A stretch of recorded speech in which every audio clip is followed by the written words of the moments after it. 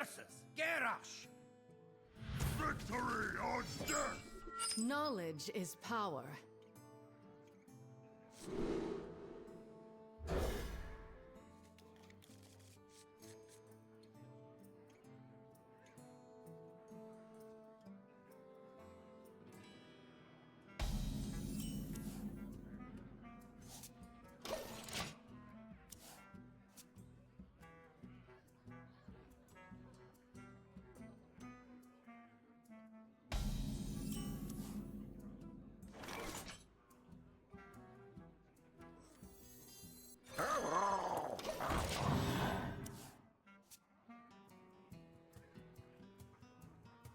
Corruption.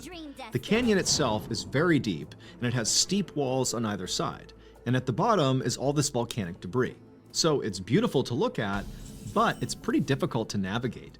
And so if somebody was exploring this area on their own and somehow got lost in the process, this could become a very dangerous place for them very quickly. So when the bus driver called the police to report a missing tour group member in this particular area, the police immediately sent out a search and rescue party. And when they arrived, the first thing they did was interview the remaining tour group members to try to figure out who the missing person actually was, because it wasn't clear yet. Pretty quickly, some of the tour group members recalled seeing this young woman of Asian descent who was wearing dark clothes and was carrying a light-colored bag, who had left the bus at the beginning of lunch and had not returned. Now, Grace had not personally seen this young woman, and she told police as much when she was interviewed. But she, like basically everybody else on the tour, immediately volunteered to help with the search. So, for the entire rest of the day, that is what Grace and the others all did. They searched for this missing person. Grace was teamed up with another member of the tour, as well as a trained rescuer, and they walked out into the canyon, searching along a grid pattern with the rest of the team. After a few hours with no luck, officials sent in more rescuers and a helicopter. And by the time the night fell, the entire canyon was lit up by searchlights, and you could barely hear anything over the sound of the helicopter making repeated passes overhead. But despite this enormous effort, there still was no sign of the missing tourist. Finally, at around 3 a.m., Grace broke off from the search and returned to the bus to get some sleep. But before settling into her seat, Grace opened up her backpack to pull out some makeup wipes, and as she did that, something inside of her bag caught her eye. And when she saw it, she froze. She stared at this object, and as she did, she felt herself break out in a cold sweat, because suddenly she knew exactly where this missing woman was. It would turn out that over the course of the previous day, the people on board the bus made a series of small mistakes, but together they snowballed and turned into one huge mistake. First, the bus driver had made a mistake with his head count. Not the head count he had done that afternoon, but the one he had done earlier that day, before they drove to Eldkjau. That morning, he had accidentally counted one too many people on board the bus and not realized it. Then, that afternoon, when he had counted again and actually had the right number of people on board, he thought there was a missing person.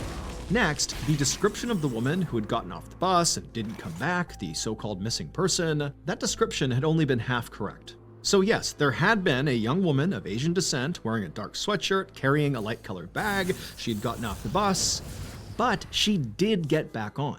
Except that when she did, she looked different, and so nobody recognized her. And this was because this woman had gotten off the bus to go to the restroom to freshen up. She had put on makeup, she had put her hair up in a ponytail, and she had taken off her dark-colored sweatshirt. The object that Grace found in her backpack that made her realize that she knew exactly where this missing woman was her dark-colored sweatshirt inside of her light-colored backpack. And it was at that exact moment that Grace knew. The person that she had spent the last 15 hours searching for was herself. Stand with me.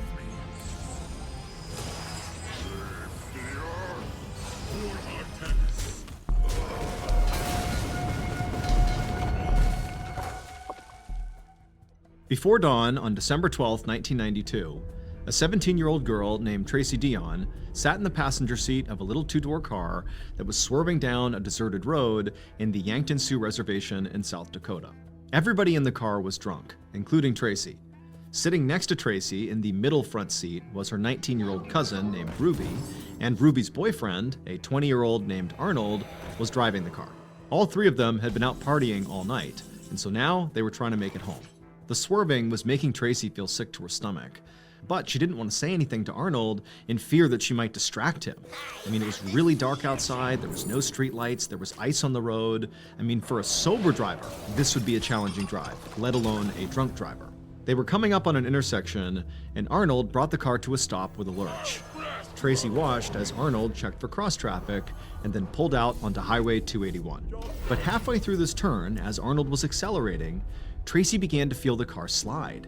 And even in her drunken state, she could tell Arnold had hit a patch of black ice.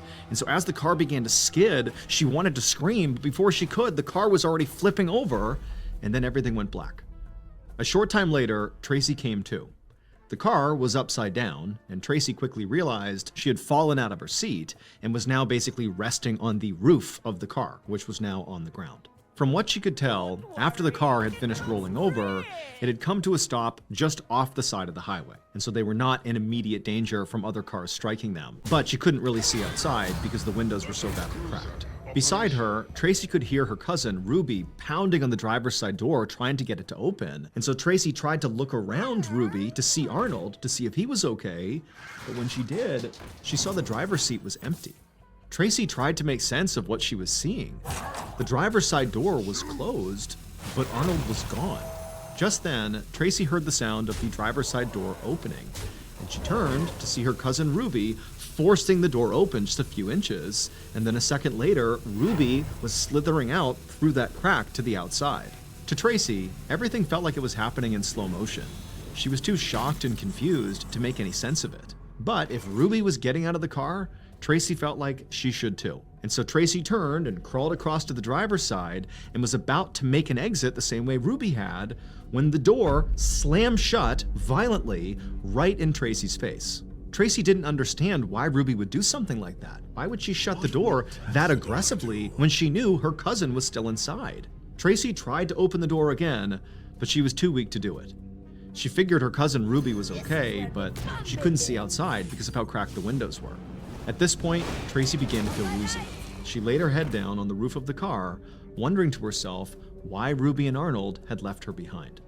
Tracy would stay trapped inside of the car, alone, for a few hours, until finally a motorist saw the flipped-over car and called 911. Shortly after that, first responders arrived on the scene, they pulled Tracy out of the car, and shockingly, she actually didn't have really any serious injuries at all. She didn't even need to be hospitalized. But rescuers could not find Ruby or Arnold anywhere. They were gone. And once rescuers had scoured the entire area around the crash site, the sheriff who was in charge of the scene started to wonder if Arnold and Ruby were not just missing. Maybe, he thought, they had fled. Arnold had been driving drunk, and all three of them were underage, and so the sheriff thought maybe Arnold and Ruby were scared to get in trouble. Over the next few days, the police continued to search the surrounding area for Arnold and Ruby, hoping they were not badly injured and that they would just turn up on their own, but they never did. And as the days turned into weeks, hope began to wane for the young couple. Their family and friends kept searching the area along 281 where the car had flipped, looking for any clue as to where these two had gone. But there was nothing. There was no trace of them. It was like Arnold and Ruby had gotten out of the car and just vanished. But in January of 1993, so 3 weeks after the crash, strange and conflicting reports of sightings began to trickle in. First, a woman came forward claiming to have seen Arnold, alive and well, at a New Year's Eve party. Now, the police doubted this claim, but this woman was insistent that she had seen Arnold. And they actually hooked her up to a lie detector test, and she passed the test. And so officials brought in guests from this party who this woman claimed were with Arnold, and they asked them, "Were you with Arnold?" And they said no, but they failed their lie detector tests. Now, of course, this was suspicious, but police really didn't know what to do with this information. Assuming this woman's story was true, that she really did see Arnold, well, according to the details of her story, Arnold did not appear to be in any kind of distress. And even if he was in distress, the police still had no idea where he was, so how could they help him? Other locals came forward, claiming to have spotted Arnold around town as well. But nothing came of those reports either. Neither Arnold nor Ruby turned up. Months went by, and the case went cold. Until March 10th, when a driver was going down Highway 281, and they noticed a strange object in the drainage ditch next to the road. By now, the weather was much warmer than it had been on the day of the crash. So instead of snow and ice inside of the drainage ditch, it was runoff water. And the strange object was floating in it. The driver stopped his car, got out, and walked up to see what this thing was. And as soon as he saw it, he turned, ran back to his car, and called the police. Because what the driver had just found was a dead body. And when the police arrived and searched the area, they found another body not far away. The bodies belonged to Ruby and Arnold. But this discovery did not solve the mystery of what happened to Ruby and Arnold. Instead, it made it much more bizarre. Because first of all, the bodies were found 75 feet away from the original crash site. And the exact spots where the two bodies were found had been searched many, many times on the day of the crash, days after the crash. They were searched by police, they were searched by friends and family of Ruby and Arnold. The idea that this is where the bodies had been the whole time was impossible. They would have been found. And then there was the condition of the bodies. Ruby's body was extremely decomposed, which made sense given the fact that the crash was 3 months earlier. But Arnold's body was barely decomposed at all. And in the pocket of Arnold's jeans, police found a mysterious set of 3 keys. 1 was a vehicle key and 2 were house keys. But none of them opened any vehicle or building that Arnold was known to frequent, and nobody recognized them. Finally, the police found a tuft of hair lying near where the bodies had been found. It was Ruby's hair, but it didn't look like the hair had been there for very long, certainly not 3 months. Instead of being dirty and matted, like you would expect, given how long she must have been there, the hair was perfectly clean. The official coroner's report on Ruby and Arnold's deaths were that they died of exposure, and then their bodies were just overlooked by searchers for months.